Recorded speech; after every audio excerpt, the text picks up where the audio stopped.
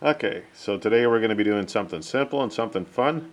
We're going to be changing the oil on the CBR125. Before you do this, you want to get the engine hot. So take it out, go racing, whatever it takes, bring it right home, and then do your oil change. How hot is hot? That's pretty good and hot. Okay, the hotter the engine, the faster the oil is going to come out.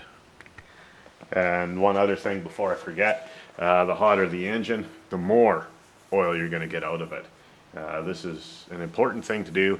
You always want to get the thing good and piping hot. Basically burn your hands kind of hot, and then you'll get a really complete oil change. And if you tilt the bike over to the side when you drain it, you'll get about 1.3 liters of oil out of it, which is basically everything. Anyway, our test victim is our prototype bike, the one we use for all our testing and everything else. It's a 2008 CBR125, and what we're going to start with on the oil change is we'll start off by removing the lower cowl. You don't have to do that, but it's a better way to go because you're not going to get oil all over the plastic, and oil on plastic, especially used hot oil, is not always a good thing. So anyway, let's get started. Okay, tools for this job are really simple. This is a very easy job to do. It takes no time at all, and once you've done it a few times, you'll be able to bang out an oil change in no time flat. If you have a stock drain plug, you want a 17mm deep socket on a 3/8 ratchet. You want a number 2 Phillips for removing the lower cowl bolts. You want a funnel of some type for filling the engine. You want a drain bucket, preferably one with a wide mouth, hopefully a clean one, so you can, I don't know, sometimes you want to reuse the oil or whatever, if you want to look at it, I don't know, whatever. Clear bucket's kind of handy. We're just banging this video out quick because this is just a fun, simple thing to do. The type of oil you use is really important. These bikes will shear out conventional motorcycle oil, like dinosaur oil, non-synthetic oil. They will shear that oil out in no time flat. When I was racing last year in the summertime, I could actually shear out a brand new liter of oil in one day. By the end of the day, that oil would be sheared. What happens with a conventional motor oil, a conventional engine oil, is that in our bikes, there's 1 liter of oil, and it's used for everything from lubricating the clutch to lubricating the engine and to lubricating the transmission. When a conventional oil gets put into severe service like that and it gets pushed through, especially in the transmission, it gets squished going through the teeth in the transmission. It gets compressed going through the clutch and all the other associated things that happen to the oil in the engine. It takes a real beating, okay? When a conventional engine oil shears, what happens is it gets thicker. The thicker the oil, the harder it is for the engine to turn over. And realistically, folks, what happens is if you wind the bike out, drive it hard for any length of time, conventional oil is going to shear. It's going to shear no time flat, and instead of being 10/30, it'll end up pretty much almost like let's say 20/50 for argument's sake. I don't know if it's that bad, but it's bad. It has a noticeable effect on the power in the bike. The bike will definitely be slower because of it, and your bike just won't feel right. It will always feel like it needs an oil change, and if you do an oil change on it, a good hot oil change, and you put conventional oil back in it, it will run really great for a very short period of time, and then you'll get right back into the thing where it's like, the bike's not as fast as it used to be. There's something not right. I did a lot of research on this, talked to oil engineers, literal oil engineers, and they brought me back to the same thing. This is a common issue. It's called oil shear, and basically what it means is you want to run a full synthetic oil, 100% synthetic, not a synthetic blend, not a semi-synthetic or some other marketing term. You want to run 100% synthetic oil that was grown in a lab and didn't come out of the ground, okay? That's what a real synthetic motor oil is. Unfortunately, there's so many marketing terms out there. They're all designed to get you to buy some other semi-synthetic or almost synthetic or regular oil with some additive added to it to make it act something like a synthetic, even though it's not. Our bikes only take 1.3 liters of oil when you do a hot oil change on it. That's very little.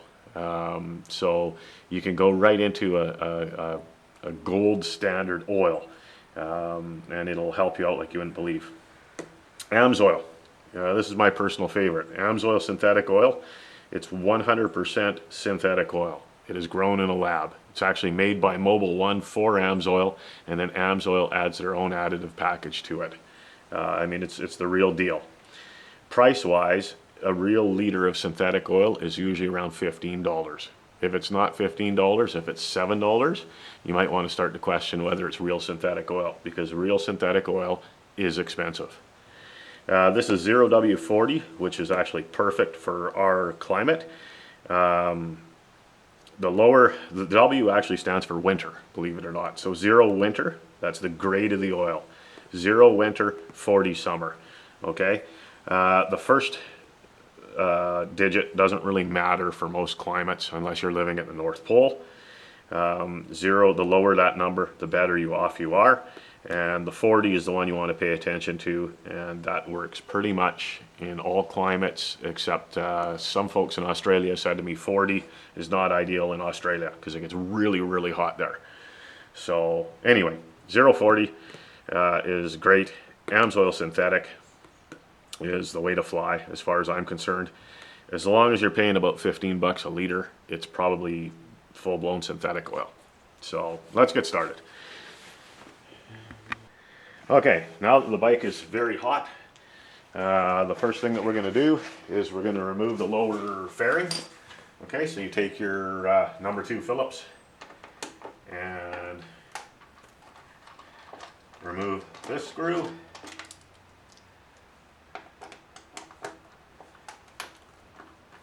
And this screw.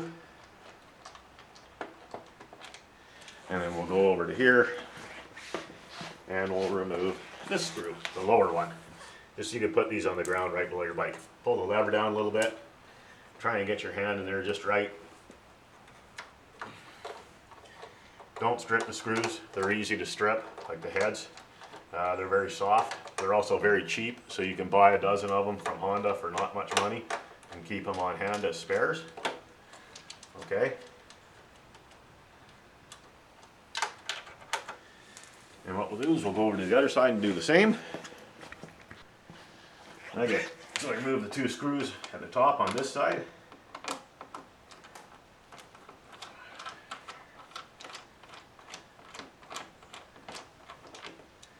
There's one. There goes the other. And then we'll remove the 3rd one. Okay, and at this point, the cowl is pretty much ready to fall off. So what I'm going to do here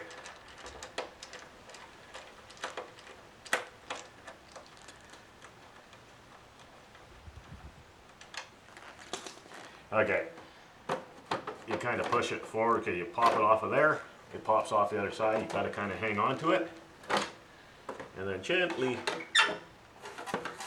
move it around like that. Try not to scratch it and get it out of the way, and we'll go back over to the other side. Okay, so that's the drain plug right there that we're after. It's sitting, in this case, it looks like it's sitting right in front of the shifter knob. This is it right here. Okay. On your stock bike, it's a 17 millimeter bolt. I've changed mine, so mine's now a 12, but that doesn't matter.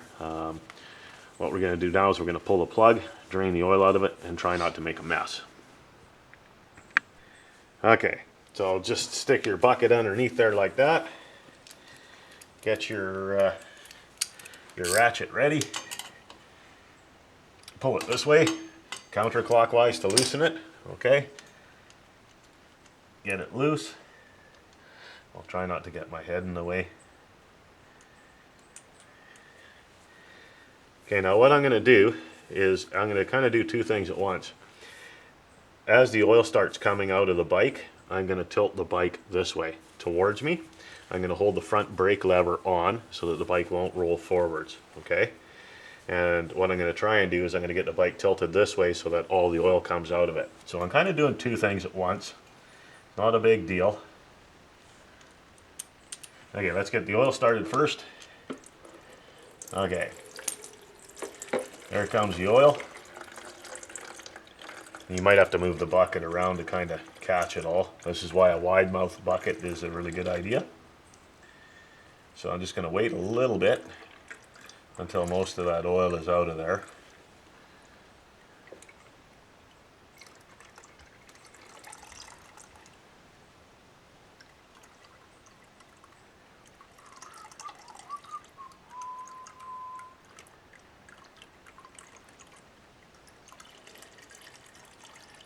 Here we go. See, it's starting to move to the back.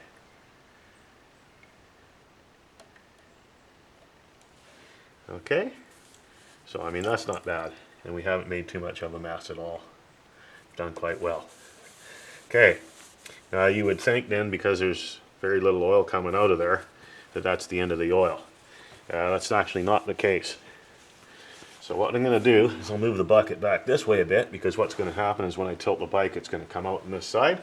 So we hold the front brake down and then use the grab rail at the back of the bike. Keep the front brake locked and tilt the bike towards you. Just like that. Reposition the bucket as you go. Keep the front brake on so you don't drop the bike. Tilt it over to whatever angle you kind of find is working for you. And you're going to get quite a bit more oil out of it.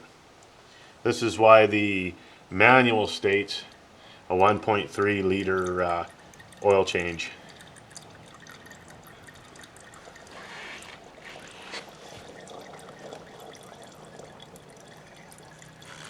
Okay, so here comes more oil. And this is how you get the last bit of oil out of it. This is important. There's 300 milliliters of oil in there that otherwise would not come out. Okay, now you don't have to hold this forever, but you can just kind of go like this and wait until you've got all the oil out of it, until it slows right down and stops draining. Okay, and as you can see, it's starting to slow down. Starting to slow. Tilt the bike a little more, see if anything extra comes out of it.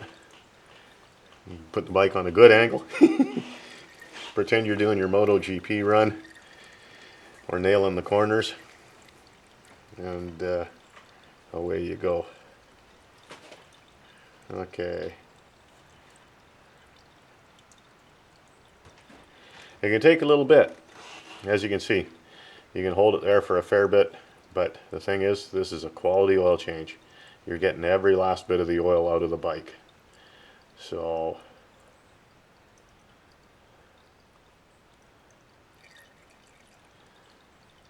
and the hotter the bike, the more oil you're going to get out of it. And you can even shake the bike a bit, like that. Yeah, there we go. And that'll actually wiggle out a little bit more of the oil.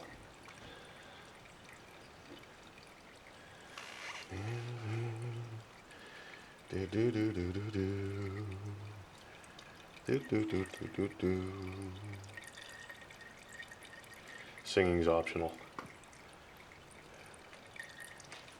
Okay, come on. In actual fact, like I let the bike cool a little bit before I started this video, which I shouldn't have done, but I had other things to do in the video to get it ready. If you have the bike cooking hot and you do it like this, it will come out very fast and you'll get all of it very quickly. So you won't have to stand here like this getting the last remnants out of it. So we'll call it good for the sake of the video. So what we're going to do is we're going to put the bike back over onto its stand. Okay, and then we'll move this out of the way, clean off the exhaust with a rag. Remember, the exhaust will be hot. If you don't clean the exhaust off, it's going to really stink for a while when you drive down the road, and you'll get to a stoplight and you'll think that something's burning. It is. It's the oil coming off the engine. This would be a good time to talk about a magnetic drain plug. That's what I've got in mine. This tip here is magnetic, and that's really handy to have because it will pick up any pieces of metal in the oil, and that go through the oil and they will stick to the magnet. Normally you can reuse the gasket. I've got a good copper gasket on this one. You can basically reuse it indefinitely. You can find these things on eBay. I was planning to sell them. At some point I'll probably have them. But they're very handy to have. So let's put it back in.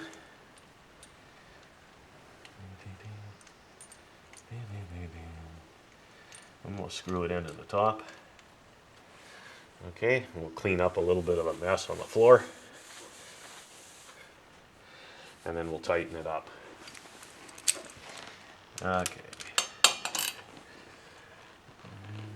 Let me just try. How tight do you want it? Not too tight. You can strip it fairly easily. Okay? There. Good. It's like a quarter turn. Not even a quarter turn. So that's done. Okay? And now what you got to do is you got to put oil back into the engine. And for that, let's see here.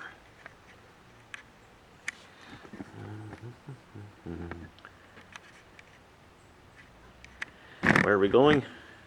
We're going right there.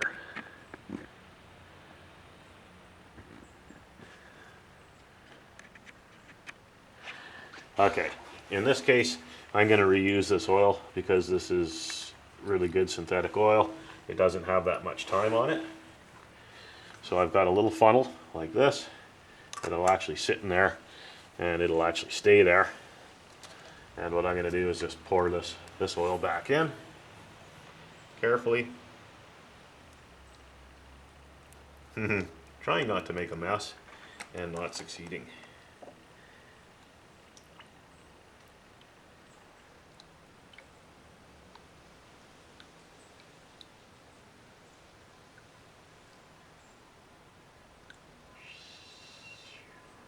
You've probably got a good shot of my elbow, but you get the idea.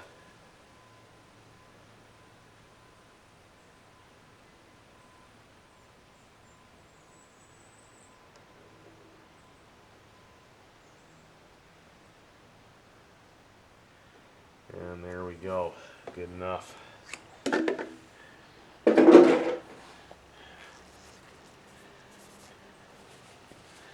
And we'll mop up the slick,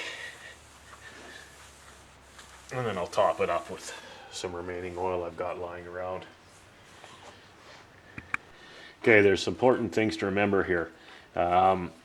What you should do when you're refilling it with oil is put 1 liter of oil in it, entire liter, okay?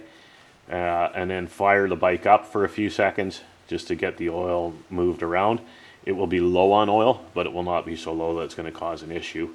In a perfect world, you'd be exactly 300 milliliters low on oil. So this is another important part. How do you check the oil level on these bikes? Okay, on these bikes, and this is straight from Honda, you don't check the oil level with the bike on its side.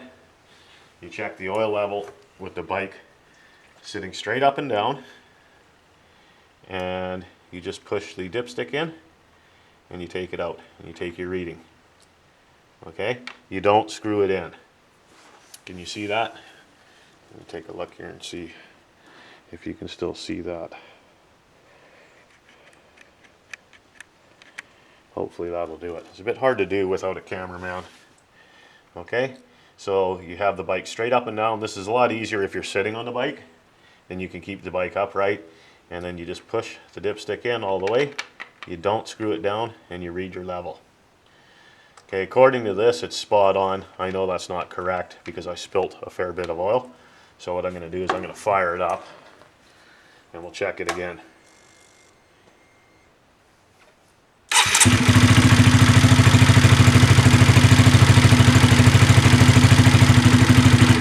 Good enough. When you fire it up, it just sends oil all over the place inside there again. And all the little nooks and crannies that need to be filled get filled, and then you can check it again. Okay, so we tilt the bike back up. We pop the dipstick tube out. And we put it back in without screwing it in. And we check it again, and I find out I'm a little bit low. You fill it right up to the line which has the arrow pointing at it. Okay? So I'm going to top it up off camera with some other oil I got lying around, because this is just a temporary oil change, temporary reuse of my existing oil. Let's go into a couple other things while we're here. While you're here, it's a good idea to just check the lower cowl screws to make sure they're still tight. Okay, there's one on the bottom there, and there's one at the front here, and there's one on each side here. Okay, they can loosen up over time, and it's just a good idea to do that, and sometimes you'd be surprised how loose they are. I checked this the other day, and that one was missing. So, you know, they certainly do loosen off due to vibration and stuff like that. For putting the cowl back on, let's take a look here. Okay, for putting the cowl back on, what you want to do, let me move the camera again. That's probably good. What you want to do is you want to slide the cowl.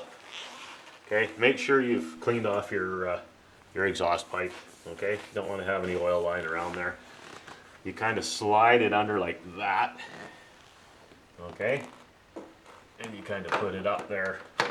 Put the back latch the back one on first, and then make sure at the front that you've got the front properly clipped in on both sides. It's a bit hard to show on camera.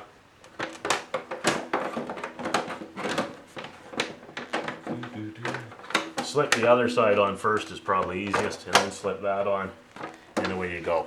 The point is, you want to make sure that this part on both sides is perfect before you put a screw into it. Okay, and then just get it started with a screw here.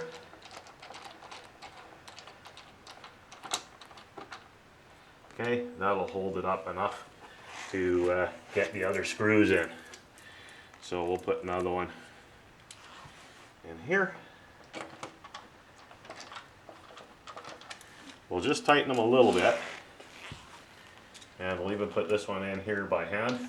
The one with the fat head on it, okay, there's two different types of screws. The one with the fat head goes to the back, and the two like this go to the front.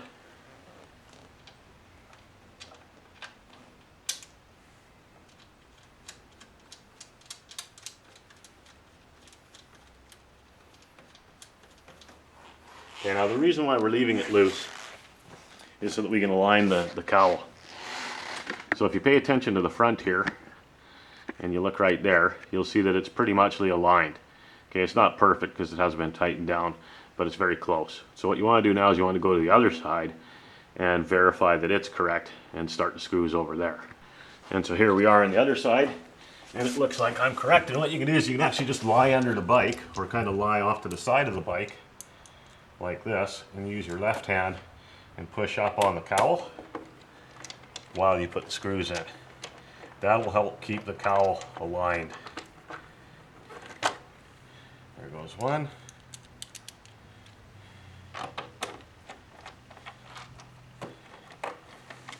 Oops.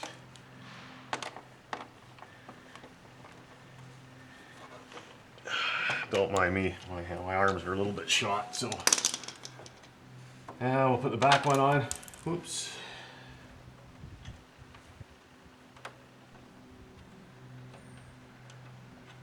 Get it started. Okay, my point is, what you want to do is you want to hold up the front of the cowl like that while you tighten the screws. And then that way your cowl will be sitting properly, and it'll be properly aligned all the way around. And then just finish tightening this side. Double check to make sure it's all lined up. And it is.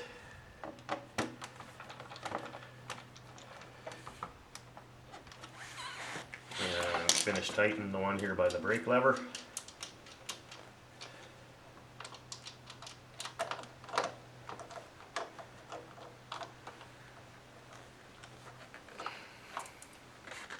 And it is. And you're pretty much good to go. So what you want to do at this point is you want to just double check your oil level again. Sit on the bike, keep it straight up and down, pull your dipstick, clean it off, and then just leave it on top. Don't screw it in, and check your level. And you're going to find it's either correct or it's not. In this case, as you can see, mine's dry now because I'm quite a bit down on oil. So you want to top that off before you go driving, obviously. It's really about the size of it. You really want to make sure that your oil on the floor has been cleaned up. You don't want to push your bike through the oil on the floor and get oil all over your tires and then go flying down the road. That wouldn't be a good idea. Unless you want to change your shorts. That's really about it. That's kind of all there is to it on these bikes as far as an oil change goes. I cover the oil filter cleaning in the clutch springs video. So if you're going to go through the effort of taking the clutch side cover off and getting at the oil filter screen, you really should change your clutch springs at the same time because you're right there. So you do the two things at the same time, and then your maintenance is basically done on the bike. So anyway, hopefully this is being of use to you. If you have questions, go to CBR125world.com. Register on the forums and post a question. We sell stuff. We have lots of performance stuff for this bike that actually works and is high quality and improves the bike. So anyway, there you go. Any questions? Post them there. Thank you very much, and safe riding.